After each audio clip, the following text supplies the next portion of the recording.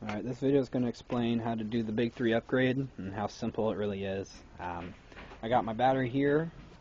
We got basically first part of the Big 3 is you got the battery to chassis wire, which is this one here, and I have an extra one just because there's no need for it. I just had an extra terminal on my battery, might as well do it. And so that's one of them. Now the second wire is over here. It's going to be the engine block to chassis ground. You can see here, this is my stock engine strap. It's probably about 10, maybe 12 gauge at best. You can kind of see it there. That runs over here to the alternator, one of the alternator brackets. And that's where I have my upgraded one. I just kept the original one just because I just felt like leaving it there. So I just took that bolt off, slid the ring terminal on, and I sanded off that surface. Looks a little rusted now, but it should be okay. That's probably the best ground I could get, just because my engine compartment is really tight and I can't really get anywhere else.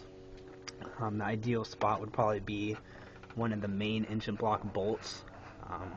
But ideally what this is just doing is allowing more current to flow between your alternator and your battery, because the engine strap is what the alternator produces or talks through with the negative current. So that's fairly important, just as important as this next wire, but really only if you upgrade your alternator.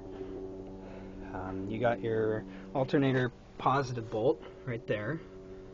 You can see I kept my original wire. It's probably about 6 gauge, which is fairly sufficient. This is a 130 amp alt, so it's probably fine, but I had some extra 2 gauge laying around, so I just decided to throw that on there.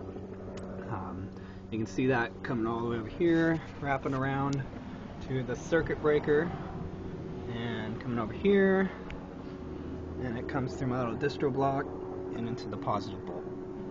So one important thing is with the fuse you put in for your alternator to battery, you want it to be just under what your alternator can produce. Right now I have a 300 amp breaker right there, which is way overkill. I thought I had to rate it for what the wire could carry. I was very wrong. This is a dangerous situation. I need to get that switched to about 100, and then we'll be good on that. You can see my engine block to chassis is right there.